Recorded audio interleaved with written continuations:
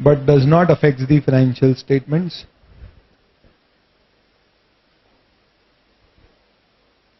Caro may be involved. ये सिर्फ अपने लिए एक इंटरनल नोट है कि एग्जाम में अपन ये चीज का थोड़ा ख्याल रखें कि कारो लग सकती है ऐसी सिचुएशंस. ठीक है दोस्तों, चलिए अब आ जाते हैं अपन एप्लीकेबिलिटी ऑफ कारो. अभी वेरी ऑनेस्टली आप यूं समझ लें, आने वाले 2 अटेम्प्ट के लिए सबसे इंपॉर्टेंट डिस्कशन जो है हमारा वो एप्लीकेबिलिटी है. कारो एप्लीकेबल किस पर होगी ये बताएं. सबसे पहली बात बताओ, कारो आया कहां से, कौन से सेक्शन से आया? सेक्शन 143 सबसेक्शन 11 में कहा गया है क्या कि कंपनी के ऑडिटर को सेंट्रल गवर्नमेंट ऑर्डर दे सकती है और उसको उन मुद्दों पर रिपोर्ट करना होगा. तो जिसके ऊपर सेक्शन 143 सबसेक्शन 11 लगेगा उन सब के ऊपर कारो लग जाएगी. अनलेस एंड अनटिल कारो का जो हमारा ऑर्डर है, कंपनीज ऑडिटर रिपोर्ट ऑर्डर है, उसमें अगर कोई कंपनी को अलग से शामिल किया गया हो या उसमें किसी कंपनी को अलग से छोड़ा गया. 2 मिनट के लिए अपन ये भूल जाओ कि कारो के ऑर्डर में क्या लिखा है. पहले अपन ये समझते हैं 143 सबसेक्शन 11 किस पे लगता है. Section 143 powers and duties of auditor, ये कौन से ऑडिट पे लगता है बताइए. क्या ये गवर्नमेंट कंपनी के ऑडिट पे लगता है क्या? बताएं, क्या ये गवर्नमेंट कंपनी के ऑडिट पे लगता है क्या section 143 powers and duties of auditor? बिल्कुल लगता है. इनफैक्ट अगर आप गवर्नमेंट कंपनी के प्रोविजन पढ़ोगे तो सबसेक्शन 567 ऑफ 143 में कहा गया है कि गवर्नमेंट कंपनी के ऑडिटर की पावर्स एंड ड्यूटीज वो सारी होगी जो कंपनी ऑडिटर की होती है. उसके अलावा C&AG उसको सप्लीमेंट्री इंस्ट्रक्शंस दे सकता है कि इनके ऊपर उसे अलग से और रिपोर्ट देना पड़ेगी. सेक्शन 143 क्या ब्रांच ऑडिटर पे लगता है दोस्तों? यानी मैं कंपनी का ऑडिटर नहीं हूं, कंपनी की सिर्फ एक ब्रांच का ऑडिट कर रहा हूं, क्या मुझ पे 143 यानी पावर्स एंड ड्यूटीज वाला सेक्शन लगेगा? बिल्कुल लगेगा. ब्रांच ऑडिटर के प्रोविजन में साफ तौर पे कहा गया है, सबसेक्शन 8 ब्रांच ऑडिटर कहता है कि the auditor of branch will have same powers and duties as company auditor with respect to the branch. यानी जिस पर 143 लग रहा है उन सब पर क्या लगेगी? कारो. और 143 किस पे लगता है? It applies to companies.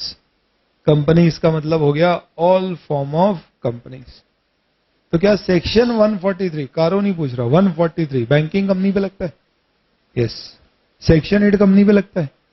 Yes. Government company पे लगता है? यस. ब्रांच ऑडिट पे लगता है? यस. क्या फॉरेन कंपनी पर लगता है? फॉरेन कंपनी क्या होती है? फिरंगी कंपनी जो रजिस्टर बाहर हुई है लेकिन भारत में बिजनेस कर रही. कोई उदाहरण ऐसी कंपनी के? रजिस्टर बाहर होके भारत में आके बिजनेस कर रही. बहुत सारी हो सकती, एक आधी बता दो. कौन सी? क्या? फास्ट. देखो मैं सेक्शन 8 कंपनीज की बात नहीं कर रहा हूं. तो नॉट फॉर प्रॉफिट ऑर्गेनाइजेशन की बात नहीं कर रहे हैं. बार बार फास्ट बोल रहे हो, समझिए. ये बढ़िया आंसर दिया तुमने. चलिए तो यूं समझो आप कि बहुत सारी फॉरेन शेयर होल्डिंग वाली कंपनीज होती हैं जिनके ओनर्स कहीं बाहर बैठे हुए. Majority stake is held by some outsiders. Companies like this are not foreign companies. तो सपोज मैं कहूं कि यार पेटीएम में अब 60% होल्डिंग अलीबाबा ने ले ली, which is a China based company. तो इसका मतलब ये नहीं कि वो फॉरेन कंपनी है क्योंकि it is registered in India, भले ही उसकी ओनरशिप बाहर की. HSBC India Limited is a bank which is obviously promoted by Hong Kong based promoters, but it is a company registered in India. But Citibank NA is a company registered in America and has opened up their branches here. That's a foreign company. ये वो company है जो foreign company है जिसका as such देखा जाए तो India में ऑपरेशन है, लेकिन इंडिया में इन्होंने कंपनी रजिस्टर नहीं किया. यानी फॉरेन कंपनी मतलब एक कंपनी रजिस्टर भारत में नहीं हुई है, भारत के बाहर रजिस्टर्ड है, लेकिन वो इंडिया में बिजनेस कर रही है. ब्रांच से कर रही है, ऑनलाइन कर रही है, किसी भी फॉर्म में कर रही है, पर इंडिया में उसका बिजनेस हो रहा है. ऐसी कंपनी को क्या कहा जाएगा? Foreign company.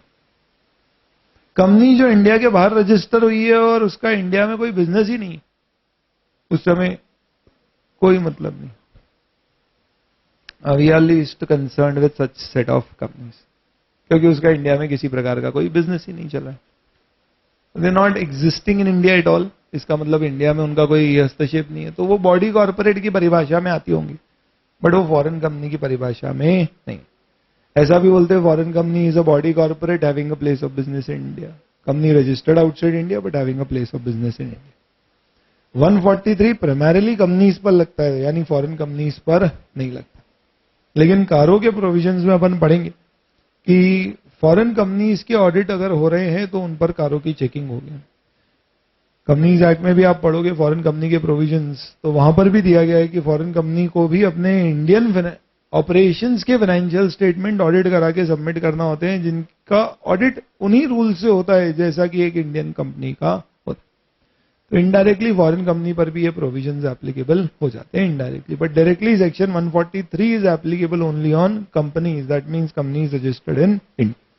तो अगर मैं आपसे पूछूं, एक पब्लिक फाइनेंशियल इंस्टीट्यूशन है या एक स्टैट्यूटरी कॉर्पोरेशन है जो किसी कंपनी सपोज किसी स्पेसिफिक एक्ट के अंतर्गत बना गया, क्या उसके ऑडिट पर कारो लगेगी क्या? तो वो तो कंपनी नहीं है, और कंपनी नहीं है तो कारो लगाने का कोई सवाल ही नहीं होता। तो से there is a public financial institution, IFCI कभी सुना हो आपने, या जीआईसी जनरल इंश्योरेंस कॉर्पोरेशन, क्या इनके ऊपर कारो लगना है क्या? सवाल ही नहीं उठता। कंपनी नहीं है तो फिर अपन ये सब कुछ भी नहीं लगाएंगे। यानी कारो सिर्फ किस पर लगता है? कंपनीज, गवर्नमेंट कंपनी हो या फिर प्राइवेट कंपनी, कंपनी पे लगेगा। ये तो हो गया 143 की एप्लीकेबिलिटी। बट कारो के ऑर्डर में क्या किया गया है? कुछ चीजों को इंक्लूड और एक्सक्लूड किया गया। हमारे लिए सबसे इंपॉर्टेंट चीज डिस्कस करने की है कि कारो के ऑर्डर में कौन कौन सी एंटिटीज को एक्सक्लूड किया गया, and that is going to be our next discussion. किन पर एप्लीकेबल है? कारो के ऑर्डर में साफ तौर पर दिया गया है that CARO will apply to foreign companies, यानी फॉरेन कंपनी का ऑडिटर जो उसके इंडियन ऑपरेशन का ऑडिट करके रिपोर्ट सबमिट करेगा, उसको कारो की रिपोर्ट देना होगी। ऐसा किसमें लिखा है? 140 कंपनीज ऑडिटर रिपोर्ट ऑर्डर में। नॉन बैंकिंग फाइनेंशियल कंपनीज पर तो जनरली लगता है government audit, government companies branch audit पे जनरली 143 लगता है, इसलिए इनको स्पेसिफिकली लिखा है। अपन पहले नॉट एप्लीकेबल समझते हैं, फिर एप्लीकेबल अपने आप समझेंगे। किन पर कारो के प्रोविजंस लागू नहीं होते हैं? The provisions of CARO do not apply to a banking company. क्यों सर? आरबीआई ने उनके लिए तो एक अलग ही लॉन्ग फॉर्म ऑडिट रिपोर्ट बना रखी है, जिसमें कारो से कई ज्यादा पॉइंट्स होते हैं, जो बहुत ज्यादा डिटेल्ड होते हैं, और वो specifically as per the requirement of banks होते। तो क्योंकि उनके लिए इससे बेहतर एक पब्लिकेशन है, इसलिए ऑडिटर उस पर रिपोर्ट करता है, कारो पे नहीं करता। तो इसका मतलब सर बैंक, फाइनेंशियल इंस्टीट्यूशन सब एग्जम्प्ट हो गए कारो से? ना, सिर्फ बैंक एग्जम्प्ट हुआ है। बैंक्स पर कारो नहीं लग रही है, तो अगला सवाल, क्या नॉन बैंकिंग फाइनेंशियल कंपनी पर कारो लगेगा? बिल्कुल लगेगा। तो हमारी कंपनी बैंक में रजिस्टर्ड तो नहीं है, लेकिन हमारी कंपनी फाइनेंशियल बिजनेस करती है, बोले तो इन्वेस्टमेंट्स, लोन देने लेने के काम, निधि कंपनी है, म्यूचुअल बेनिफिट कंपनी है, म्यूचुअल फंड्स है, क्या इन सब के ऑडिट पर कारो लगेगा? यस, इनमें से कोई भी एंटिटी बैंक नहीं। यानी किसको एक्सक्लूड किया है? सिर्फ बैंक को, नॉन बैंकिंग फाइनेंशियल कंपनी को एक्सक्लूड नहीं किया। सर बैंक को क्यों किया? मैंने बोला उसके लिए एलएफएआर लॉन्ग फॉर्म ऑडिट रिपोर्ट होती है, पूरा अलग फॉर्मेट होता है। तो सर एनबीएफसी पे भी तो कोई रिपोर्ट का फॉर्मेट आरबीआई का होगा, है, लेकिन वहां पे लॉन्ग फॉर्म ऑडिट रिपोर्ट जैसा रिपोर्ट नहीं होता है, बहुत ही बेसिक सा फॉर्मेट होता है ऑडिट रिपोर्ट का, which is primarily talking about registration of NBFC, books of accounts, true and fair view, and some provisions on deposits taken. तो एनबीएफसी की जो रिपोर्ट आरबीआई के द्वारा प्रिस्क्राइब्ड है वो इतनी डिटेल नहीं है, इसके लिए एनबीएफसी के ऊपर कारो की एप्लीकेबिलिटी रखी गई। सपोज आपको सवाल आए कि हमारी कंपनी साल के दौरान, तो साल के शुरू में एनबीएफसी थी, बट ड्यूरिंग द ईयर हमें बैंकिंग लाइसेंस मिल गया, और 31 मार्च 2016 पे मेरी कंपनी एक बैंक है, लेकिन मिड ऑफ द ईयर में वो एनबीएफसी थी, क्या मुझे कारो की रिपोर्ट जब तक वो एनबीएफसी थी तब तक के लिए देना है क्या? तो एक और मुद्दा याद रखना, ये सारी applicability unless otherwise stated in any point is to be checked at year end. ये सारी की सारी एप्लीकेबिलिटी कब चेक की जाती है? 31 मार्च को, balance sheet date, reporting date पर। इसका मतलब कि अगर साल भर आपकी कंपनी एनबीएफसी रही है और मार्च में बैंक में कन्वर्ट हुई है तो भी कारो की रिपोर्ट देने की कोई जरूरत नहीं। क्योंकि लॉजिकली आप सोचो, आप कौन सी रिपोर्ट दोगे? एलएफएआर लॉन्ग फॉर्म ऑडिट रिपोर्ट दोगे ही दोगे, तो ऑब्वियस सी बात है वहां पे ज्यादा डिटेल्ड इंफॉर्मेशन चली जाएगी। अब एलएफएआर साल भर की होगी या 1 महीने की होगी, दैट्स अनदर मैटर जो आरबीआई बताए। But the point of the matter is कारो के सारे पॉइंट अनलेस स्पेसिफिकली कहीं किसी पॉइंट में बोला हो, किस पॉइंट पर चेक किए जाते हैं? 31 मार्च। यानी एप्लीकेबिलिटी कब चेक करना होती है? ईयर एंड पे। ठीक है, ये जो पॉइंट स्लाइड्स में लिखे हुए हैं ये सब आपको भी मिल जाएंगे second part when we do the notes which you will get, तो उसमें आपके हाथ में होंगे वो सब। इसके अलावा कुछ मुद्दे अगर आप नोट करना चाहते हैं तो साइड बाय साइड कर सकते हैं, नहीं तो मैं एक समरी बना दूंगा, पहले समझ लो, फिर जैसे अभी मैंने लिखवाया वैसे लिखवाते जाऊंगा। आप समझ लीजिए पहले सारे मुद्दा समझ में आया आपको? पहली बात, हमें कब चेक करना है बैंक है या नहीं? Reporting date, balance sheet date. अगर बैंक है तो कारो नहीं लगेगी, बैंक के अलावा कोई भी फॉर्म ऑफ इंस्टीट्यूशन है तो कारो, फाइनेंशियल इंस्टीट्यूशन है तो कारो लग सकता है। ठीक है। Second, insurance company. If you are a company and registered as an insurance company with IRDA, insurance licence है, तो ऑब्वियसली बात है कि उस केस में भी आपके ऊपर क्या आएगा? कारो नहीं लगेगा। ऐसा क्यों सर? इंश्योरेंस कंपनी ने के लिए भी आईआरडीए के सेपरेट नॉर्म्स है। और इंश्योरेंस कंपनी में दोस्तों क्या होता है ना, इंश्योरेंस कंपनी में एक मैनेजमेंट रिपोर्ट का कॉन्सेप्ट होता है, वहां पे फंडा अलग होता है। यहां पे अपन कारो के 16 पॉइंट पे रिपोर्ट देते हैं, इंश्योरेंस कंपनी में क्या होता है, इस तरह के कुछ पॉइंट को मैनेजमेंट उस पर रिपोर्ट देता है। मैनेजमेंट रिपोर्ट देता है, क्या मैंने इंश्योरेंस का रजिस्ट्रेशन प्रॉपर करा है, क्या जो प्रीमियम आई वो मैंने सही जगह लगाई है, क्या मेरे इन्वेस्टमेंट एज पर नियम है, कोई आउटस्टैंडिंग ड्यूज तो नहीं है, क्लेम्स मेरे बहुत पुराने तो नहीं हो रहे। इस तरह के क्वेश्चंस हैं, पर इनके जवाब किसे देना होते हैं? मैनेजमेंट को। और ऑडिटर जवाब को चेक करके रिपोर्ट करता है कि मैनेजमेंट के सारे जवाब सही है या नहीं। यानी इंश्योरेंस कंपनी का आप देखोगे तो सिस्टम ज्यादा बेहतर है। ऑडिटर को नहीं बोलते रिपोर्ट करो, हम बोलते हैं मैनेजमेंट को, वो रिपोर्ट करेगा और ऑडिटर चेक करके बताएगा कि उसकी रिपोर्ट सही है या नहीं। तो वहां पे मैनेजमेंट रिपोर्ट का कॉन्सेप्ट होता है जिस पर ऑडिटर अपनी रिपोर्ट में कमेंट करते हैं, इसलिए वहां पर भी कारो एप्लीकेबल नहीं होती। Third, we have section 8 companies. Not for profit companies पर कारो इसलिए नहीं लगाई गई है क्योंकि कारो के पॉइंट से एक कमर्शियल एंटरप्राइज को दिमाग में रख के बनाए गए। एक ऐसी एंटिटी जो नॉर्मली अपने स्टेक होल्डर्स के लिए रेवेन्यू जनरेट करना, प्रॉफिट अर्न करने के पर्पज से ऑपरेट होती है। दैट इज वाई इसके पॉइंट का रेलेवेंस नहीं बचता है नॉट फॉर प्रॉफिट कंपनीज पर। That is why section 8 companies are also exclude. ये 3 तो फॉर्म ऑफ ऑर्गेनाइजेशन हो गए जो पूरी तरह से एक्सक्लूडेड है, राइट। इसके अलावा अब आप देखेंगे 2 other things, 1 person company, small company, इन दोनों को एक्सक्लूड किया गया। 1 person company, I don't think we need to have a discussion, single shareholder company है, ऐसी कंपनी पे कारो नहीं लगेगा। क्यों? देखो कारो में अपन कौन सी बातें कर रहे हैं? Good practices. Good practices normally कहां हो सकती हैं? Entities which are reasonably large in size. दोस्तों क्या होता है, एक चीज सब, छोटी एंटिटी में शेयर होल्डर को कंपनी में क्या चल रहा है सब पहले से ही पता होता है। तो ऑडिटर से ये अपेक्षा रखना कि भाई तू ये सब चेक करके रिपोर्ट कर, अपने मेंबर्स को ही जाती है रिपोर्ट तो शेयर होल्डर को, ताकि उन्हें पता पड़े कंपनी में क्या चल रहा है। इसकी बहुत ज्यादा जरूरत ही नहीं होती है क्योंकि स्मॉल ऑर्गेनाइजेशन में मोरलेस the biggest stakeholder actually is what?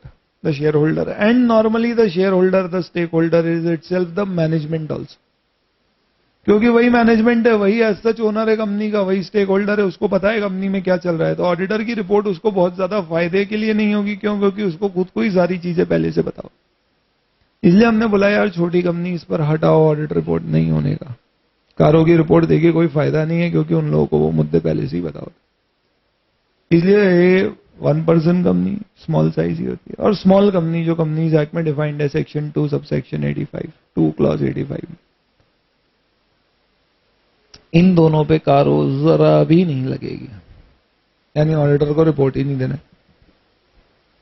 ये भी दो नेचर ऑफ ऑर्गेनाइजेशन हो गए जिसको कंपनीज एक्ट में डिफाइन किया गया। और इसके अलावा कुछ स्पेसिफिक लिमिट में फॉल करने वाली प्राइवेट कंपनीज और प्राइवेट लिमिटेड कंपनीज, इस पर भी कारो नहीं लगी। अब आप बताओ इन सब में पढ़ने के लिए हमारे पास क्या बचता है?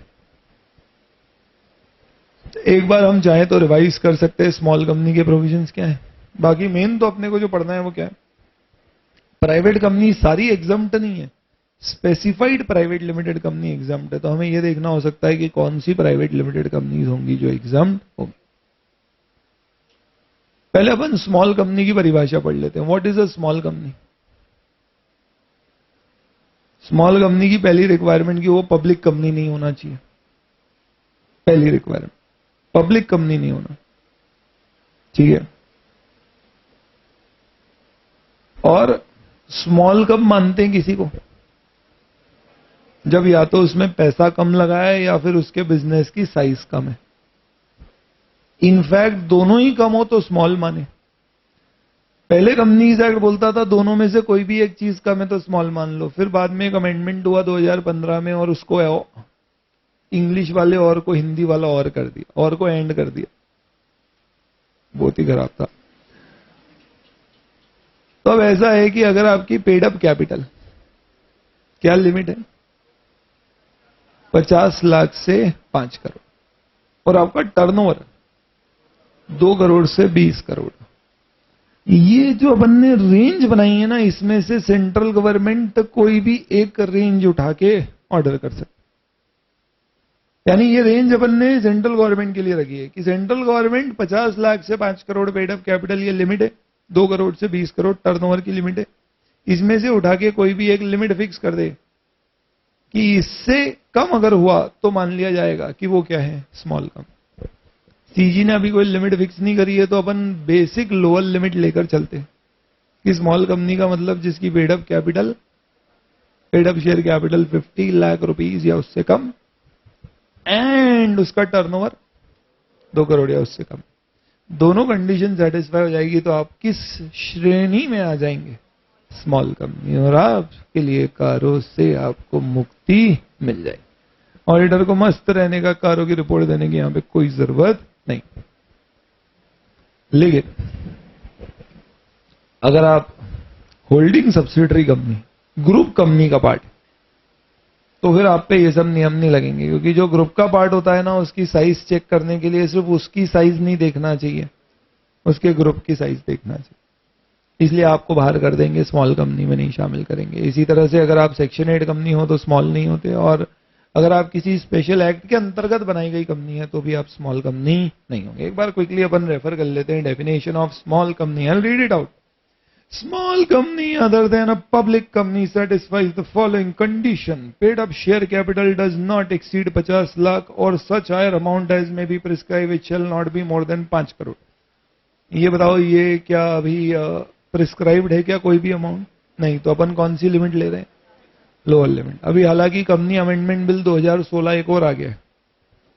अमेंडमेंट बिल आया है, पास नहीं हुआ है, अभी बिल आया। अभी जीएसटी पे लगी थी सरकार, अब उस पर फोकस आएगा तो वो भी पास हो जाएगा। उसमें इन लिमिट्स को दोबारा चेंज कर दिया। अब तो फटाफट निकाल दो जो भी दे रहे हो, है ना, नहीं तो हो सकता है कि दोबारा ऐसे संडे आना पड़े आपको। चलो, and turnover of which as per its last P&L does not exceed 2 crore और such higher amount as may be prescribe up to 20 crore. दोनों जगह लिमिट प्रिस्क्राइब नहीं है, तो अपने लिए अपनी लिमिट हो गई। Paid up share capital 50 lakh या उससे कम, टर्नओवर 2 करोड़ या उससे कम, दोनों कंडीशन सेटिस्फाई करो और स्मॉल कहलाओ। लेकिन आप क्या नहीं होना? पब्लिक कंपनी नहीं होना। क्या नहीं होना? होल्डिंग भी नहीं होना किसी की, सब्सिडरी भी नहीं होना। यानी ना तो अपने पेरेंट होना चाहिए, ना ही अपने चिल्ड्रन, सॉरी, ना तो अपनी होल्डिंग, ना ही अपनी सब्सिडरी। ओके, बिना पेरेंट के कैसे? कम अरे यार, कंपनी रजिस्टर्ड अंडर सेक्शन 8, ये हो गई आपकी not for profit company, and company which is govern under other specific act. Small companies को बाहर कर दिया गया है कारों की एप्लीकेबिलिटी से, इन पे कारों की रिपोर्ट नहीं आएगी। आगे भाई स्मॉल समझ। अब आते हैं अपन मुद्दे की बात पे, किस पे? Specified private company. Specified private नहीं, स्पेसिफाइड प्राइवेट लिमिटेड कंपनी। इसमें कंडीशंस डाली गई हैं, दिखती 4 हैं, पढ़ेंगे तो समझेंगे कितनी है। सबसे पहली condition, it is not a subsidiary और holding company of a public company. ये पॉइंट तो पहले भी था स्मॉल कंपनी में भी। सबसे पहली बात, अभी स्मॉल कंपनी भूल जाओ, अभी सिर्फ इसको पढ़ो, बाद में दोनों को कंपेयर करें। अभी मन में आप इसको स्मॉल को कंपेयर मत करना, पहले ये समझ लो फिर मैं कंपेयर करूं, ठीक है? पहला पॉइंट बोलता है स्पेसिफाइड प्राइवेट लिमिटेड कंपनी में किसको, ये जो अपन पढ़ रहे हैं ये कौन सी कंपनियां हैं जिन पे लग रही है, या ये जो एग्जम्प्ट है? एग्जम्प्ट। कंपनी कब एग्जम्प्ट होगी? जब वो सब्सिडरी या होल्डिंग नहीं है, किसकी? Public company. दोस्तों अगर आप एक सब्सिडरी ऑफ पब्लिक कंपनी होगे तो आप डीम्ड पब्लिक हो जाओगे। हमारी होल्डिंग कंपनी में अगर पैसा जनता का लगा है तो बताइए उस होल्डिंग की सब्सिडरी में भी पैसा किसका ही लगा होगा? क्योंकि जिसने हमें पैसा दिया है उसने जनता से लिया। वाह वाह। तो ओके ओके, तो इर्शाद क्या खत्म हो गया? अगर पब्लिक कंपनी की सब्सिडरी है तो सब्सिडरी ऑटोमेटिकली क्या हो जाएगी? Deemed public company. तो ये तो पब्लिक ही नहीं बची। जो मुद्दे वाली बात है ध्यान देने वाली है वो ये, अगर आपकी एक सब्सिडरी है जो पब्लिक कंपनी, यानी एक प्राइवेट कंपनी की सब्सिडरी कंपनी है जो पब्लिक कंपनी है, यानी मैंने अपना पैसा एक ऐसी कंपनी में लगाया है जिसमें पब्लिक का भी पैसा लगा हुआ है, क्या मेरी कंपनी पब्लिक कंपनी कहलाएगी क्या? सवाल ही नहीं उठता, क्योंकि मेरी कंपनी में तो पैसा सिर्फ मेरे ओनर प्रमोटर का लगा है। मैंने जहां पैसा लगाया है वहां पर प्रमोटर का पैसा, सॉरी वहां पे पब्लिक का पैसा, यानी मेरी सब्सिडरी पब्लिक कंपनी है। तो क्या मैं डीम्ड पब्लिक कंपनी कहलाऊंगा या नहीं कहलाऊंगा? नहीं कहलाऊंगा। लेकिन अगर आपकी सब्सिडरी पब्लिक कंपनी है तो फिर उस केस में आपको कारों का एग्जम्पशन नहीं मिलेगा, भले ही आप प्राइवेट हो पर एग्जम्पशन नहीं मिलेगा। इसलिए ये पॉइंट अपन प्राइवेट कंपनी की डेफिनेशन में नहीं पढ़ रहे हैं, ये पहला कंडीशन है कि आपकी कंपनी को सिर्फ तब एग्जम्पशन कारों से मिलेगा जब आपकी कोई ना तो सब्सिडरी हो ना ही कोई आपकी होल्डिंग कंपनी। और कौन सी सब्सिडरी और होल्डिंग की बात हो रही है? कौन सी सब्सिडरी और होल्डिंग की बात हो रही है? Public company. 2-3 सवाल आपके सामने फेंकता हूं, बताइए क्या जवाब होगा इसका। मैं एक प्राइवेट कंपनी हूं और मेरी एक प्राइवेट सब्सिडरी कंपनी है, क्या मुझे कारों का एग्जम्पशन मिल सकता है? बोलो यस यस। मैं एक प्राइवेट कंपनी हूं और मेरी सब्सिडरी भी प्राइवेट है तो ये वाला क्लॉज नहीं लगेगा। क्या मैं स्मॉल कंपनी कहलाऊंगा? नहीं, डिपेंड मत बोलो, नहीं बोलो, क्योंकि स्मॉल कंपनी में आप पढ़िए कंडीशन ये बोलती है होल्डिंग कंपनी और subsidiary company can not be a small company. यानी स्मॉल कंपनी में होल्डिंग और सब्सिडरी आप किसी की भी हो, आप स्मॉल नहीं कहलाओगे। यार खुद को स्मॉल बोलते हो और आपकी सब्सिडरीज है, ये कैसी स्मॉल कंपनी? समझ में आया ना ये अप्रोच? पर सर आपने बोला था कंपेयर नहीं करेंगे, सॉरी सॉरी, अभी इसी पॉइंट को पढ़ते। यहां पे क्या बोला है? आपकी सब्सिडरी या होल्डिंग नहीं होना जो क्या है? Public company.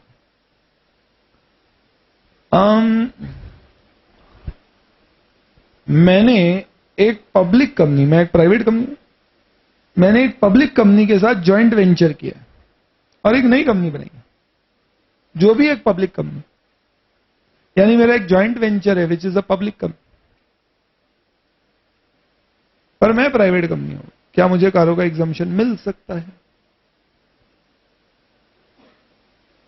तो ध्यान रखना यहां पर शब्द सिर्फ होल्डिंग और subsidiary company, and subsidiary company for these purposes will not include associates and joint ventures.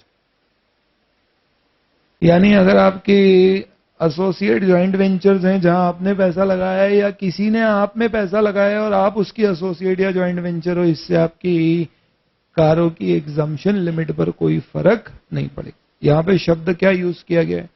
Holding subsidiary. आ रही भाई बात समझ में आ रही है? बोलो हेलो। तो पहला मुद्दा, first matter is if you have a holding or subsidiary which is a private company, then there is no problem. If you have a holding or subsidiary which is a public company, then you will be not eligible for exemption. Second, joint venture associates से हमें कोई लेना देना नहीं। आया भी समझ में? सर लिखा दोगे सब? हाँ हाँ लिखा दूंगा। एक बार मेरे को पहले पूरे प्रोविजंस पढ़ा लेने दो, फिर मुझे बहुत सारे कंपैरिजंस करना होंगे, फाइनल आंसर्स तब निकलेंगे। पहला पॉइंट। दूसरा point, paid up capital and reserve. अच्छा एक बात और, ये जो अपन एग्जाम्पशन पढ़ रहे हैं किसके लिए पढ़ रहे हैं? किसके लिए पढ़ रहे हैं? कौन सी nature of company? Specified, private, limited company. यानी इसमें भी एक पॉइंट छुपा हुआ है। अगर आपके सामने सवाल आ जाए कि I am a private company with unlimited liability, ऐसा होता है क्या? कोई अनलिमिटेड लाइबिलिटी कंपनी होती है क्या? हाँ बिल्कुल होती है। You can register your company with unlimited liability. तो सर फिर कोई कंपनी क्यों बनाएगा? अनलिमिटेड लाइबिलिटी अगर रखना है तो फिर कंपनी क्यों बनाना? अब यार ठीक है, किसी की इच्छा होगी। इनफैक्ट कई बार है ना, सरकार के टेंडर्स की रिक्वायरमेंट होती है। अगर आपको यूएस गवर्नमेंट वगैरह के टेंडर लेना है तो यूएस गवर्नमेंट उसमें कंडीशन डालती है कि हम आपको टेंडर देंगे प्रोवाइडेड आपके प्रमोटर्स को अनलिमिटेड लाइबिलिटी एक्सेप्ट करना पड़ेगी।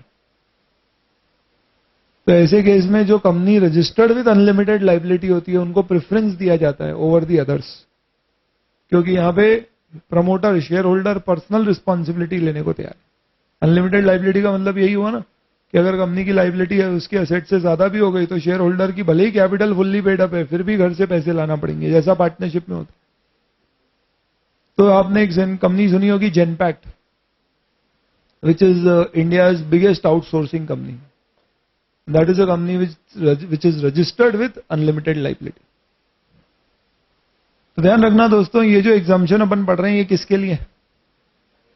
Private limited company. यानी अगर आपकी कंपनी अनलिमिटेड लाइबिलिटी कंपनी है तो उस केस में आपको एग्जाम्पशन मिलेगा या नहीं? नहीं। यानी कि आपको कारो फॉलो करना ही करना पड़ेंगी क्या? यस। लेकिन एक और चीज है, स्मॉल कंपनी में प्राइवेट लिमिटेड कंपनी नहीं बोला गया है, वहां प्राइवेट कंपनी। और उस और बहुत कंफ्यूजन हो रहा है। अरे होगा शुरू में, बाद में खत्म होगा। स्मॉल कंपनी में बोलते हैं small company is a company which is not a public company. Not a public company में क्या आ गया? Private company with limited liability और अनलिमिटेड। यानी स्मॉल कंपनी में आपका क्या होना जरूरी है? Private company. पर स्पेसिफाइड एग्जाम्पशन अगर लेना है तो आपका क्या होना जरूरी है? Private limited company. ठीक है, स्मॉल कंपनी नहीं होगी अगर आपकी होल्डिंग सब्सिडरी कंपनी है। स्पेसिफाइड प्राइवेट लिमिटेड कंपनी का एग्जाम्पशन नहीं मिलेगा अगर आपकी होल्डिंग सब्सिडरी पब्लिक कंपनी। ठीक है। ओफो, अगला पॉइंट देखते हैं। Paid up capital and reserves and surplus not more than ₹1 crore as on the balance sheet date. कौन सी बैलेंस शीट? अगर 31 मार्च 2016 की बैलेंस शीट पर कारो बन रही है तो 31 मार्च 2016 की बैलेंस। तो सर इसका मतलब कारो लगेगी या नहीं लगेगी ये साल खत्म होने के बाद पता पड़ता है? हाँ सही बोला आपने। मैंने बोला ना बैलेंस शीट डेट पे चेक करना होता है अनलेस अदरवाइज स्पेसिफाइड। तो बैलेंस शीट डेट पर अगर आपका paid up capital and reserves and surplus 1 crore रुपए से ज्यादा नहीं है, यानी कितना है? 1 करोड़ रुपए तक है, तो फिर वापस से आप एग्जाम्पशन के लिए एंटाइटल्ड हो जाओ। Paid up share capital and reserves and surplus कितना? 1 करोड़। बोलो हेलो। अब पेड अप शेयर कैपिटल का क्या मतलब होता है? सर ये कैसा सवाल? ठीक है, मत दो जवाब। आप ये बताइए, पेड अप शेयर कैपिटल में क्या आएगा, इक्विटी या प्रेफरेंस या दोनों? Share warrants,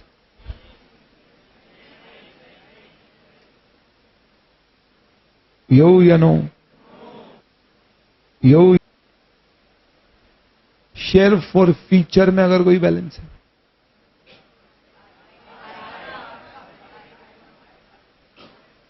calls in advance, calls in arrear, आएगा इन द सेंस माइनस होगा। पेड अप का मतलब ये होता है ना, कॉल्ड अप माइनस अरियर्स, तो आएगा यानी नहीं आएगा, वो ऐसा बोलना चाह रहे हैं। Share application, money pending allotment, सवाल ही नहीं। अगर मैं कहूं कि हमारी कंपनी का जो बैलेंस शीट में शेयर कैपिटल दिख रहा है वो आ रहा है 2 करोड़, 2 करोड़। एक्चुअली ये होता था 1 करोड़, पर अभी हमने 31 मार्च को 1:1 का बोनस दे दिया, तो वो 1 करोड़ की कैपिटल हो गई हमारी 2 करोड़ की। पर 1 करोड़ के बोनस शेयर्स इशू किए, बोनस शेयर्स, और यहां पे लिखा हुआ है पेड अप कैपिटल। ओके, आप बताइए क्या मेरी कंपनी कारों के एग्जाम्पशन के लिए एलिजिबल होगी या नहीं होगी? I mean paid up capital में अगर बोनस शेयर्स इशू किए गए तो क्या वो पेड अप कैपिटल में शामिल होंगे या नहीं होंगे? यानी shares issued for other than cash क्या पेड अप कैपिटल में आएंगे? शाबाश, बहुत बढ़िया, जबरदस्त जवाब दिया आप लोगों ने। लिख लेंगे, पहले एक बार मैं बोल देता हूं सारी चीजें। पेड अप कैपिटल का मतलब क्या हुआ? जो आपकी बैलेंस शीट में पेड अप कैपिटल के नाम से दिखती है। पेड अप कैपिटल में क्या दिखता है? Equity share capital, preference share capital, called up minus calls in arrears, ये होता है पेड अप। पर पेड अप में शेयर फॉर फीचर जोड़ दिया जाता है, क्यों? क्योंकि वो पैसा जब शेयर इशू करोगे तो शेयर कैपिटल में ही जाएगा। हाँ, ज्यादा मिल गया तो कैपिटल रिजर्व में जाएगा, अदरवाइज तो शेयर कैपिटल में ही जाना। इसलिए शेयर फॉर फीचर भी पेड अप कैपिटल का पार्ट होता है। परंतु share warrant is not a part of share capital, that's a different instrument. Paid up capital की अगर अपन परिभाषा पढ़े कंपनीज एक्ट में, तो कंपनीज एक्ट बोलता है paid up capital means any money received towards capital और any amount through which the capital is credited, whether or not that money is received in cash, will all be treated as what? A part of paid up capital. इसका मतलब ये जरूरी नहीं है कि paid up capital के लिए हमारे पास कैश आना चाहिए। अगर हमारे शेयर्स फुल्ली पेड अप है, फिर वो भले ही बोनस शेयर के रूप में हो, या फिक्स एसेट खरीदने के लिए हो, या अमालगमेशन में शेयर इशू किए हो, किसी भी तरह से अगर आपने शेयर इशू किए हैं, कैश नॉन कैश, अगर वो पेड अप है तो फिर उस केस में उसे पेड अप कैपिटल में शामिल किया जाए। तो पेड अप कैपिटल में इक्विटी आएगा, प्रेफरेंस आएगा, शेयर फॉर फीचर आएगा, कॉल्स इन अरियर तो माइनस होता ही है, कॉल्स इन एडवांस नहीं आएगा, क्यों? क्योंकि वो पैसा कैपिटल के लिए नहीं है, वो advance.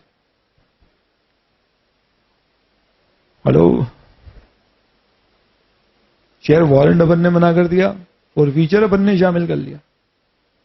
Cash non cash, bonus shares, anything, everything will be covered under paid up capital. ये पहला पार्ट हो गया डिस्कशन का। दूसरा part, and reserves and surplus. कौन से reserve? Revenue reserves, reserve and surplus. Sir क्या पूछना, सारे ही हो गए। तो सारों में बताना, ये मैं जो बोल रहा हूं क्या ये रिजर्व्स एंड सरप्लस की परिभाषा में आते हैं या नहीं आते हैं? ओके, कैपिटल रिजर्व, हाँ या ना? General reserve, P&L, capital redemption reserve, debenture redemption reserve,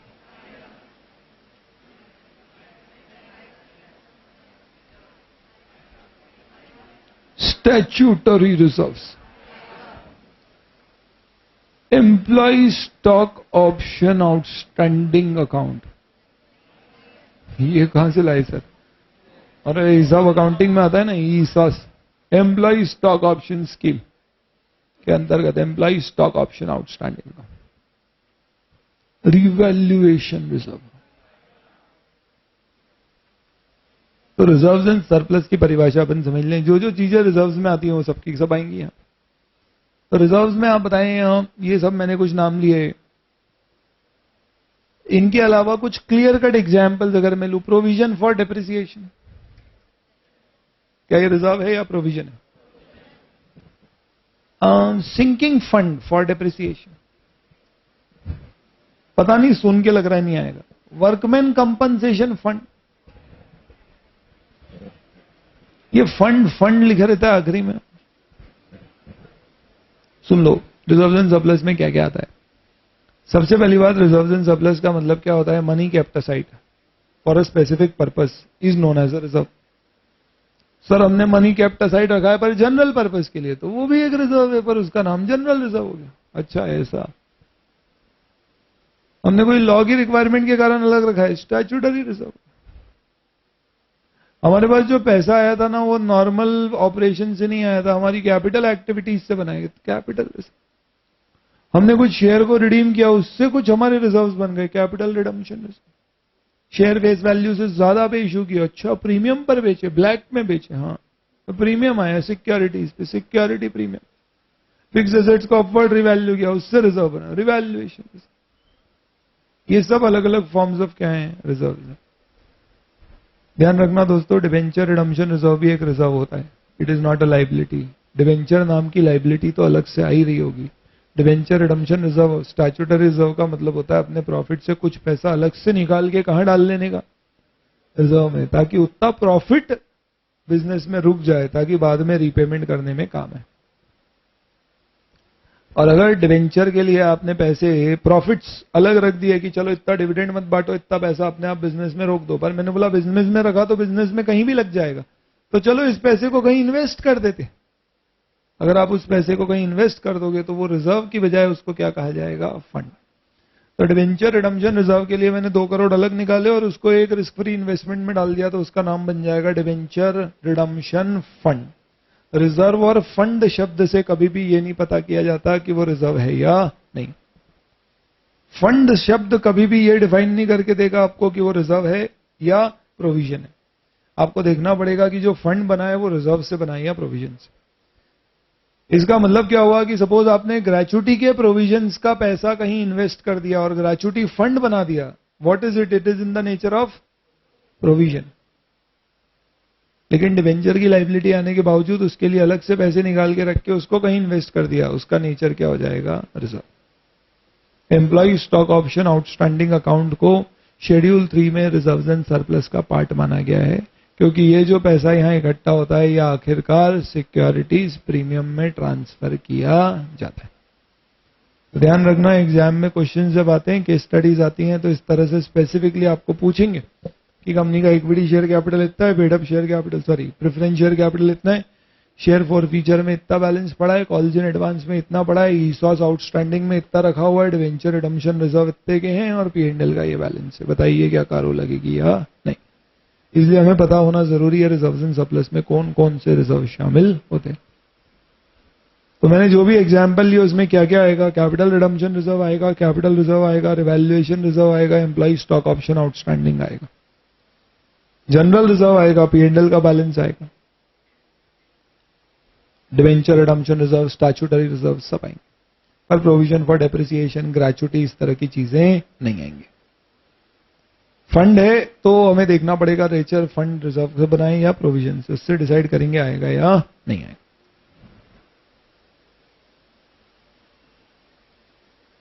P&L का डेबिट बैलेंस हुआ तो आपके सामने एक सवाल रखते हैं, सपोज फॉर एग्जांपल, नोट करिए छोटा सा एक सवाल। Paid up capital 25 lakh, general reserve 40 lakh, P&L debit balance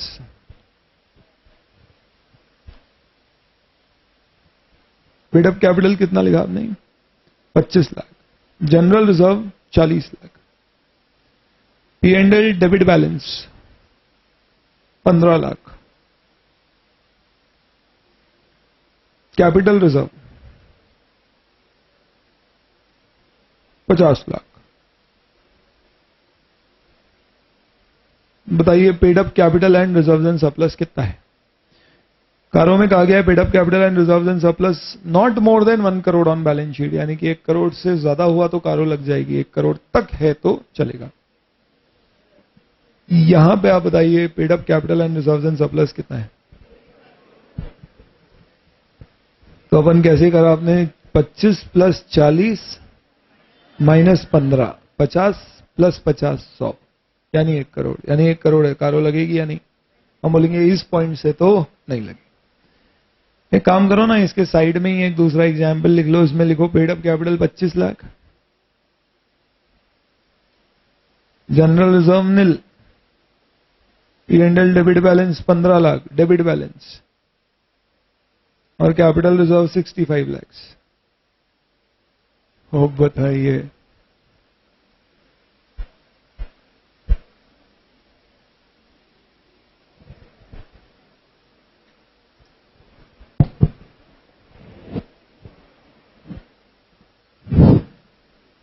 अब बताइए paid up capital and reserves and surplus कितने माने जाएंगे? करो लगेगी या नहीं लगेगी? कितने बोलते हैं नहीं लगेगी? लगेगी।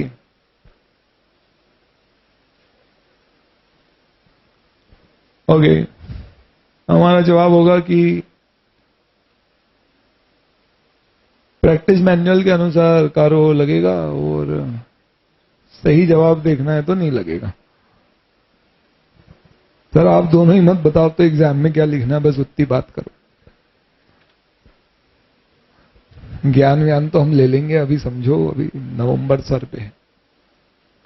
देखो दोस्तों क्या है ना, reserves and surplus balance sheet में कितने दिखेंगे?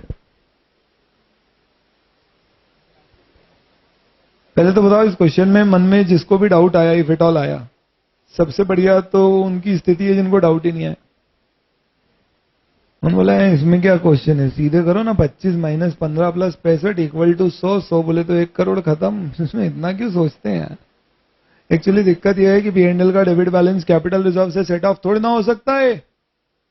बोलो, जनरल रिजर्व था पिछले क्वेश्चन में तो हो गया था, यहां तो कैपिटल रिजर्व है, कैपिटल रिजर्व से P&L का डेबिट बैलेंस कैसे सेट ऑफ होगा? हो ही नहीं सकता। तो इसका मतलब तो रिजर्व 65 लाख जोड़ना पड़ेंगे। ओ सॉरी, कितने? 65।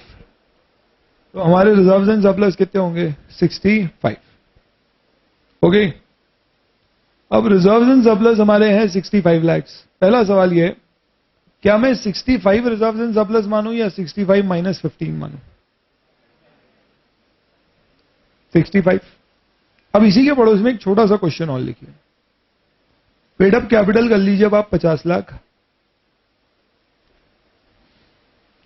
जनरल रिजर्व कर दो नील, P&L डेबिट कर दो 15 लाख, और कैपिटल रिजर्व कर दो 65 लाख। पेड अप कैपिटल आपने कितनी करी? 51 लाख कर लो, 51 लाख शगुन के, 51 लाख। अब इस सवाल में वापस से एक बार बताओ आपका जवाब क्या है? क्या कारो लगेगी या नहीं? कितने बोलते हैं लगेगी? कितने बोलते हैं नहीं लगेगी? अब आप समझो what I am trying to ask. In fact this is actually a better question to understand. क्या मैं यहां पे कैलकुलेशन 51 प्लस 65 दिमाग में रख के करूं? बोलो, या 51 प्लस 50 दिमाग में रख के करूं? हालांकि दोनों केस में 1 करोड़ एक्सीड हो रहा है, but what I am trying to understand is सही लिमिट क्या होगी? 51 प्लस 50 या 51 प्लस 65? अब समझना इस बात को बहुत ध्यान से, क्या मुद्दा है ये। पहली बात, रिजर्व्स एंड सरप्लस आपकी बैलेंस शीट में कितना दिखेगा? 50। क्योंकि शेड्यूल 3 जो बनाया गया उसमें साफ तौर पे कहा गया है कि अगर आपके पास जनरल रिजर्व है और P&L का डेबिट बैलेंस है तो आपको P&L का डेबिट बैलेंस जनरल रिजर्व से सेट ऑफ करना हो। यानी आपकी बुक्स में P&L 0 दिखेगा और जनरल रिजर्व माइनस होके 25 दिखेगा पहले एग्जाम्पल में। लेकिन अगर आपके पास P&L का डेबिट बैलेंस है और जनरल रिजर्व नहीं है, कैपिटल रिजर्व है, तो आप दिखाओ कैपिटल रिजर्व, फिर दिखाओ P&L का डेबिट बैलेंस माइनस में, और जो इनका नेट अमाउंट होगा, नेट अमाउंट का मतलब ये नहीं हमने सेट ऑफ कर दिया, नेट अमाउंट होगा उसको आप बैलेंस शीट में रिजर्व्स एंड सरप्लस के सामने दिखाओगे। यानी कि बैलेंस शीट में P&L का डेबिट बैलेंस आपको पता है, अब असेट साइड में नहीं दिखता, दिखेगा reserves and surplus. Reserves and surplus में कितना दिखेगा? -15। और कैपिटल रिजर्व कितना दिखेगा? 65। 65 माइनस 15 आउटर कॉलम में कितना आएगा? 50। यानी रिजर्व्स एंड सरप्लस क्या माना जाएगा? 50। आ रहा है क्या समझ में? और अगर रिजर्व्स एंड सरप्लस 50 है प्लस 51 कर दें तो क्या इस केस में कारो लग रही है 101 पर? यस। पर अगर मैं 51 को वापस से 50 करके पूछूं तो क्या कारो लगेगी या नहीं लगेगी? नहीं लगेगी। प्रैक्टिस मैनुअल में जो आंसर दिया गया है इसके ऊपर, उन्होंने आंसर इसके ऊपर ये दिया है कि रिजर्व्स एंड सरप्लस को कैपिटल रिजर्व से सेट ऑफ नहीं कर सकते, इसलिए रिजर्व्स एंड सरप्लस 65 माने जाएंगे।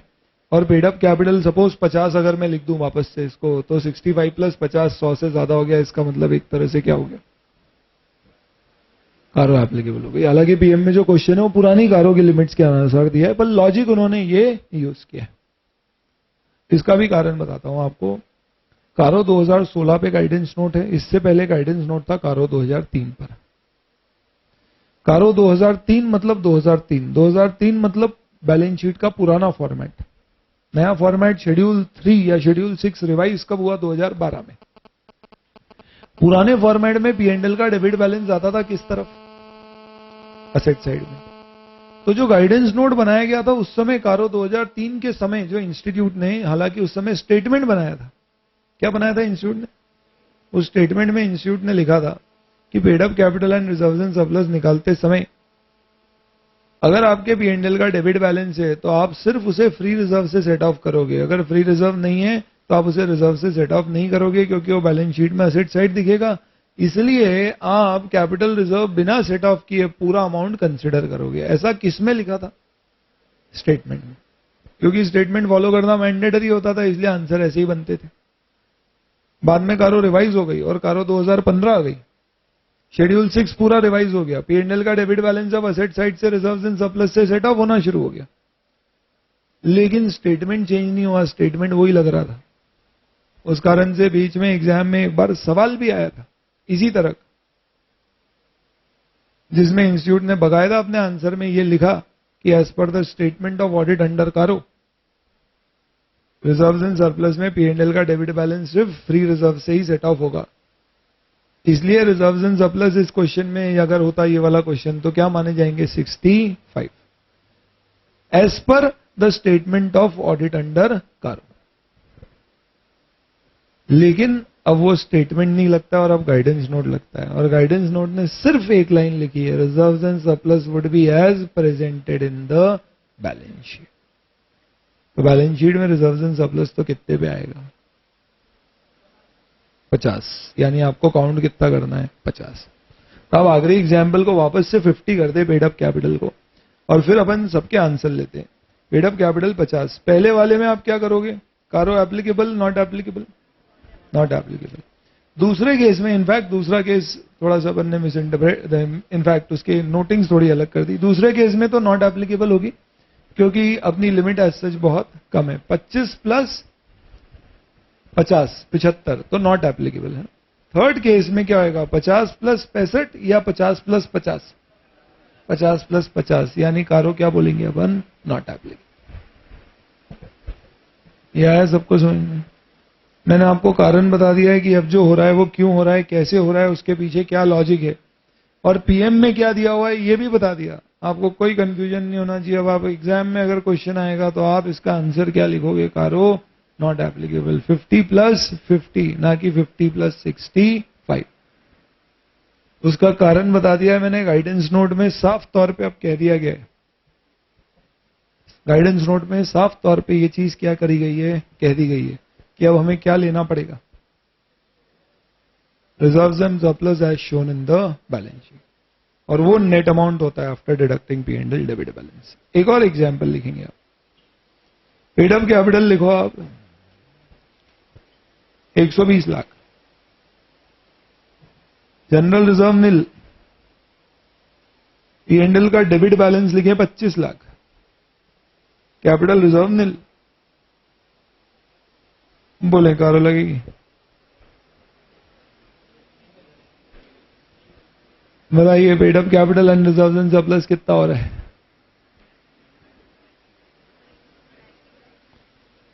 120 प्लस माइनस 25। जब प्लस माइनस 25 में माइनस के ब्रैकेट ओपन होंगे तो प्लस माइनस में कन्वर्ट हो जाएगा और 120 माइनस 25 हो जाएगा और ये 95 आ जाएगा और इसका मतलब कारो नहीं लगेगा। बात करते हैं, लिखो एप्लीकेबल। क्यों सर? क्वेश्चन में आपको लिमिट में आपको नेटवर्थ नहीं पूछा है। ये नहीं बोला अगर आपकी नेटवर्थ 1 करोड़ से ज्यादा है तो कारो लगेगी। आपको बोला है paid up capital and reserve and surplus 1 crore से ज्यादा है तो कारो लगेगी। अगर आपकी पेड अप कैपिटल अपने आप में ही 1 करोड़ से ज्यादा है तो आपको रिजर्व्स की तरफ देखने की भी जरूरत नहीं, कारो तो वहीं लग जाएगी। समझ में आया क्या बोला? It is not paid up capital plus reserves and surplus, it is paid up capital and reserves and surplus. Sir इसमें भी कोई फर्क होता है क्या? होता ही है। ये दोनों मिला के अगर 1 करोड़ क्रॉस करेगी तो कारो लगेगी, तो अगर एक अकेला ही 1 करोड़ क्रॉस कर जाए तो क्या कारो पहले ही लग जाएगा? हाँ बिल्कुल, भले ही आपके लॉसेस हो, कोई फर्क नहीं पड़ता। क्योंकि आप जो सोच रहे थे 95 लाख, वो पता है कब लगाते हैं? जब आपको लिखा जाता है net worth of the company is 1 crore और मोर। या नेटवर्थ नहीं है, paid up capital and reserves and surplus. इस तरह के सवाल भी पूछे हुए हैं पुरानी कारों में। यानी अगर पेड अप कैपिटल अकेला ही 1 करोड़ क्रॉस कर जाए तो रिजर्व्स की तरफ देखने की भी जरूरत नहीं, कारो हाथों हाथ वहीं पर लगा दी जाएगी। ओके, बोलो got it? Next, does not have total borrowing exceeding ₹1 crore from any bank और financial institution at any point of time during the financial year.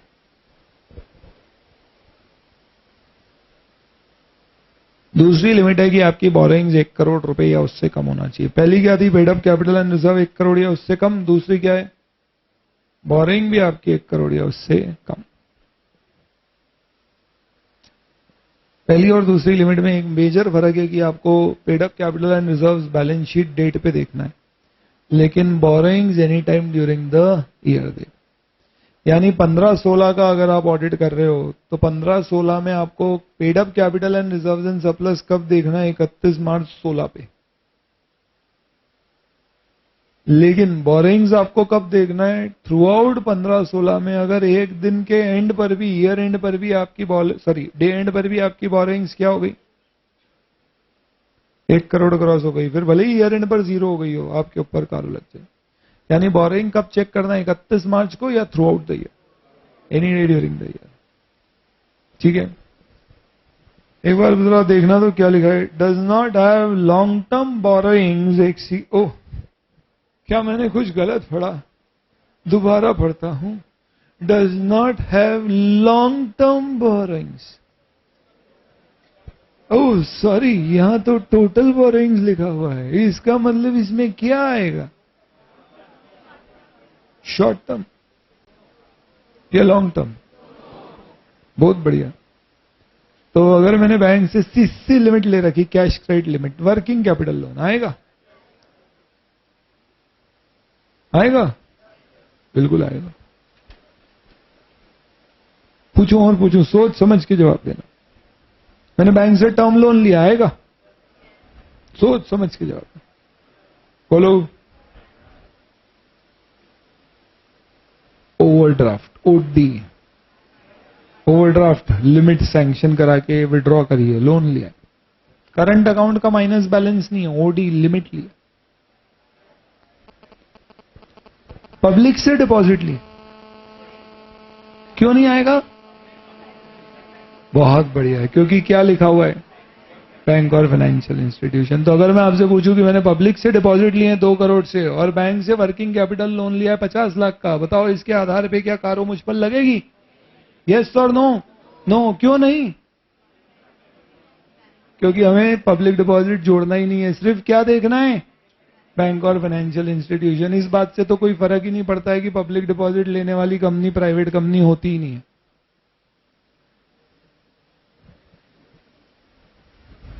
अरे देखो सर, क्या है ना, हम जिस समय जो पॉइंट पढ़ते हैं सिर्फ उसी पे ध्यान रखते हैं। हमने बचपन में वो अर्जुन और आंख वाली कहानी सुन रखी, तो एक समय पर हम एक ही चीज देखते हैं ना, मल्टीपल जगह हम ध्यान नहीं देते। पढ़ाई में भूल रहा हूं मैं ऐसे तो तुम्हारा ध्यान बहुत रहता। दोस्तों एक बात समझ लेना, ये भी क्वेश्चन आया हुआ है, पब्लिक डिपॉजिट अगर 1 रुपए का भी आ जाएगा ना तो आप वहीं के वहीं क्या बन जाओगे, पब्लिक कंपनी हो। फिर ये सब पढ़ने की जरूरत ही नहीं, फिर तो आंसर एक लाइन का होएगा कि पब्लिक डिपॉजिट एक्सेप्ट करने वाली कंपनी प्राइवेट ही नहीं होती, तो कारो तो लगेगा ही लगेगा। और एक्चुअली क्या होता है ना, ऐसे सवाल आते तो बोले देखो क्या दिमाग लगा, याद आ गया अपने को, वहां बैंक और फाइनेंशियल इंस्टीट्यूशन लिखा था। देखना दूसरे है ना भूल गए होंगे कि पब्लिक से तो एक्सेप्ट ही नहीं होते, अपन एकदम बढ़िया जुगाड़ वाला आंसर लिख के आए। प्राइवेट कंपनी तो खैर छोड़ो। तो ये बात बिल्कुल सही बोली आपने कि यहाँ पे सिर्फ बैंक और फाइनेंशियल इंस्टीट्यूशन है। तो अगर मैंने कोई रिलेटिव वगैरह से या नॉन बैंकिंग फाइनेंशियल कंपनी से अगर कोई लोन वोन लिए हैं, हालांकि आजकल प्रोहिबिटेड है वो सब लेना, बट अगर वो लिए हैं तो वो शामिल नहीं होंगे। सिर्फ क्या शामिल होंगे, बैंक और फाइनेंशियल इंस्टीट्यूशन, वर्किंग कैपिटल और long term, short term long term सारे लोन्स। इंस्टीट्यूट कहता है कि ओवरड्राफ्ट भी एक प्रकार का लोन है, provided it is overdraft loan. 2 तरह के ओडीज होते हैं। एक नॉर्मली जो अगर आपको ओडी कहा जाए आजकल, तो उसका मतलब क्या होता है, एक्चुअली क्या हो गया ना, आजकल जमाना बदल गया। आजकल नॉर्मली लोन 2 तरह से दिए जाते हैं, एक टर्म लोन के फॉर्म में और एक ओवरड्राफ्ट के फॉर्म। जैसे सपोज मुझे लोन की जरूरत है, मैंने अपनी कोई प्रॉपर्टी गिरवी रखी और लोन लिया, तो वो 2 तरह से रीपेमेंट होगा। एक वो बोलेंगे हर महीने 1 लाख रुपए की किस्त दे के रीपे कर दो, दूसरा बोलेंगे आपको जब पैसे डालना है डाल दो, जब पैसे निकालना है निकाल लो, पर आपको 5 साल में 20-20% हर साल करके पे करना है, बाकी आप डालना निकालना कर सकते हो। यानी ये किस नेचर का लोन हो गया, ओडी फैसिलिटी है, पैसे डालो निकालो निकालो डालो। टर्म लोन में फैसिलिटी ओवरड्राफ्ट की नहीं होती है, आप पैसे सिर्फ जमा कर सकते हो एक फिक्स अमाउंट से या प्रीपेमेंट कर सकते हो, पर ऐसा नहीं कर सकते ज्यादा थे तो डाल के फिर वापस ले लो। इसलिए आजकल अगर आपको ओवरड्राफ्ट बोले तो आपको यह मानना चाहिए कि ओडी का मतलब है लोन। लेकिन अगर आपको बोले कि कंपनी के करंट अकाउंट में ओवरड्रॉन बैलेंस है, टेम्पररी ओवरड्रॉन्स, तो फिर आप उसको लोन नहीं मानोगे, आप उसको नेगेटिव बैंक बैलेंस मानोगे। पर अगर क्वेश्चन साइलेंट है तो आजकल ओडी को क्या मानना चाहिए, लोन। यानी क्या ओवरड्राफ्ट का बैलेंस अमाउंट भी शामिल किया जाएगा क्या, यस, अनलेस स्पेसिफिक लिखा हुआ है करंट अकाउंट का नेगेटिव बैलेंस, वो लोन नहीं होता, ओडी लोन माना जाता है। एक और सवाल, मैंने लोन लिया था 90 लाख रुपए का,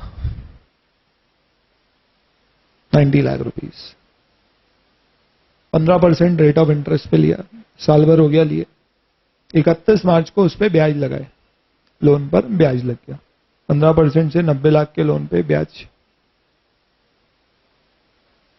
कितना लग गया, 13.5 लाख।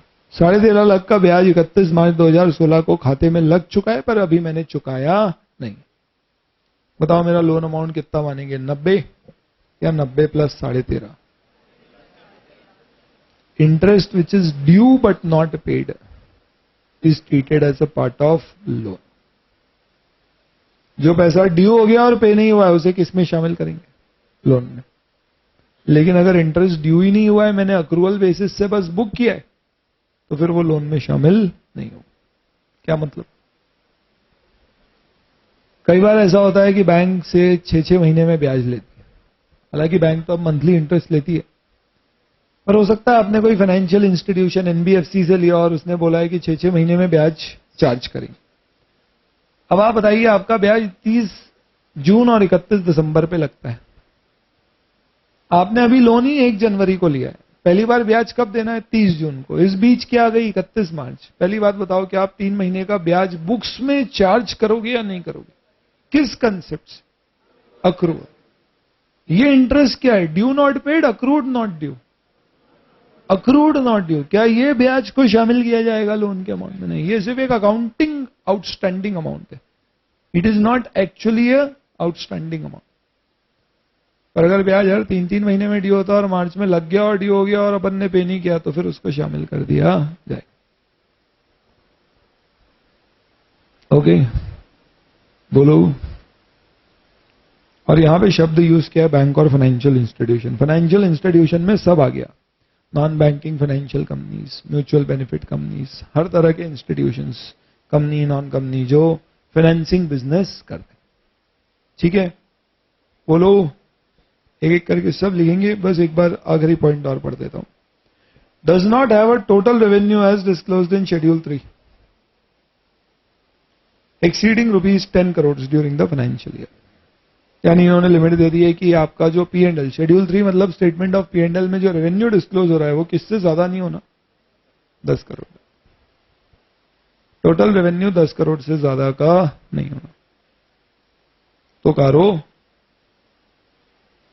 से बच जाओ। टोटल रेवेन्यू 10 करोड़ से ज्यादा नहीं होना। पहली बात बताओ क्या लिखा है, रेवेन्यू या टर्नओवर? तो दूसरी बात बताओ, रेवेन्यू का मतलब रेवेन्यू फ्रॉम ऑपरेशंस या अदर इनकम भी शामिल होगी? अदर इनकम मतलब क्या, इंटरेस्ट डिविडेंड? क्या ये शामिल होगा, interest income, dividend income? Profit on sale of fixed asset के बारे में आपका क्या ख्याल है?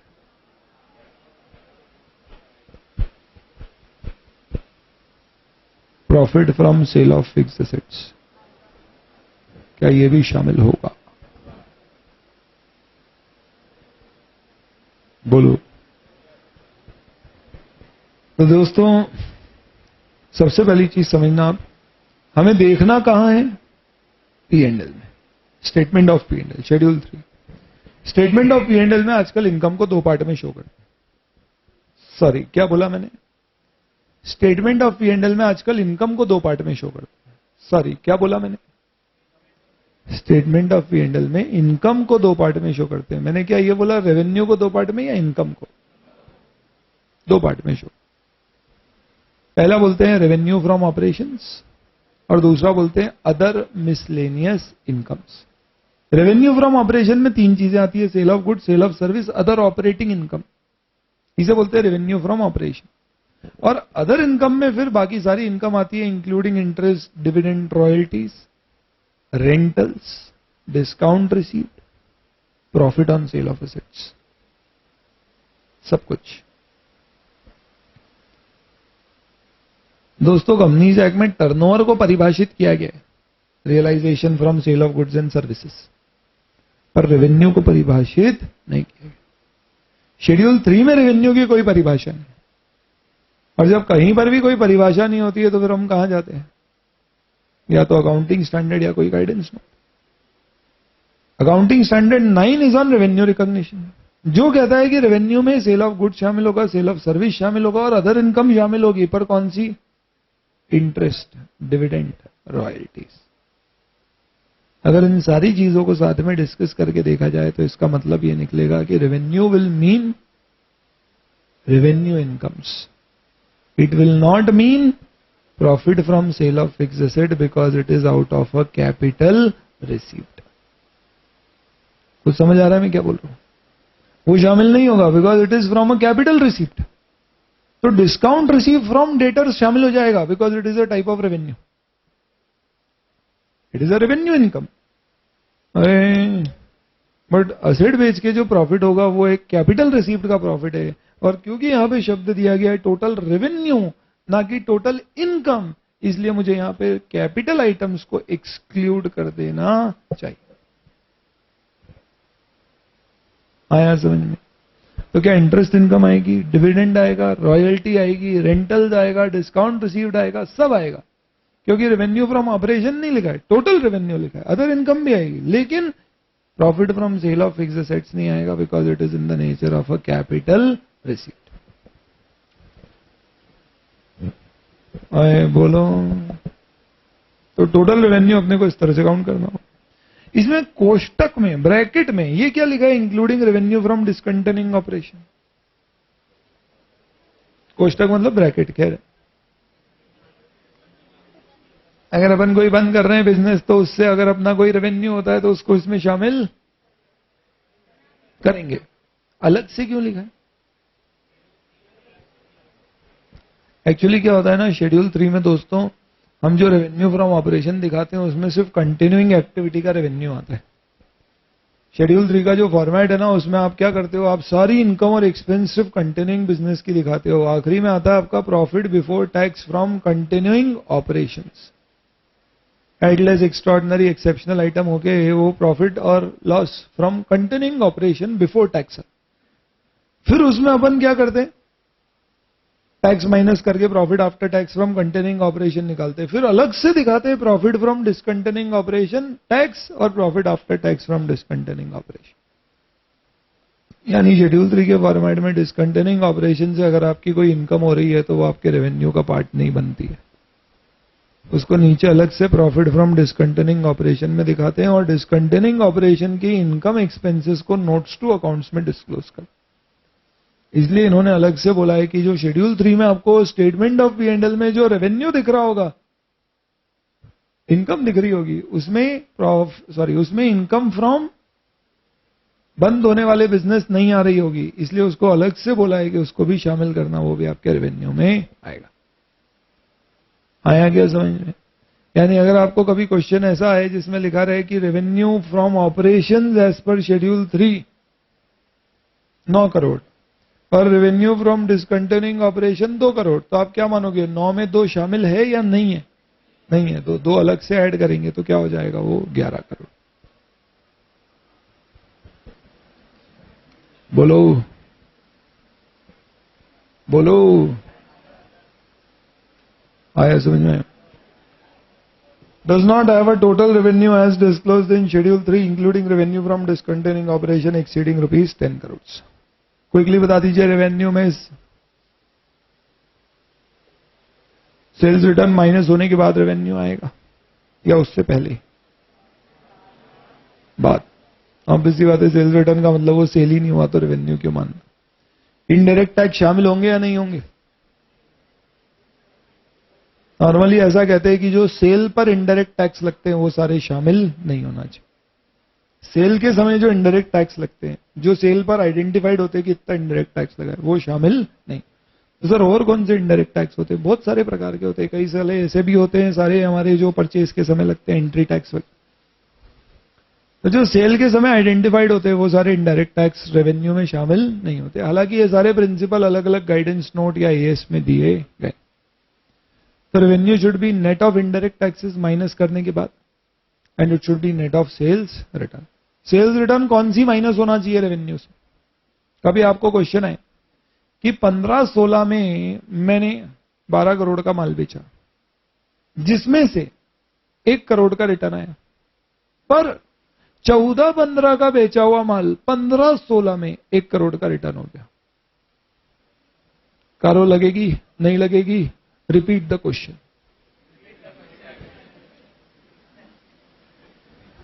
15-16 में मेरी सेल्स हुई 12 करोड़ की ग्रॉस सेल्स, इसमें से 15-16 ग्रॉस सेल 12 करोड़, 15-16 में 15-16 की सेल से 1 करोड़ का रिटर्न आया, लेकिन 15-16 में 14-15 की सेल का भी 1 करोड़ का रिटर्न आया। हो सकता है कि लास्ट ईयर की सेल का रिटर्न इस साल आया, पॉलिसी है कंपनी की लेती। यानी 15-16 में हमारा सेल रिटर्न 1 करोड़ का इसी साल की सेल से आया और 1 करोड़ का पिछले साल की सेल से आया, और 12 करोड़ जो है वो इस साल की सेल है, जो इस साल माल बेचा है। हाँ बताओ आपकी सेल्स कितनी मानी जाएगी? 12 माइनस 1 11 या -2 10? -2 10। शाबाश। सेल्स रिटर्न में अपन ये देखते हैं सेल्स रिटर्न कब आया है, ये नहीं देखते किस साल से। यानी क्या सर ऐसा हो सकता है कि सेल पिछले साल बुक हो गई और रिटर्न इस साल बुक हो रहा है? हाँ, पीरियोडिसिटी कंसेप्ट में होता ही। सेल पिछले साल बुक हुई, बैड डेट इस साल बुक हो रही है, कोई नई बात थोड़ी ना होती। तो सेल पिछले साल हुई, रिटर्न इस साल आया, ये भी हो सकता है। तो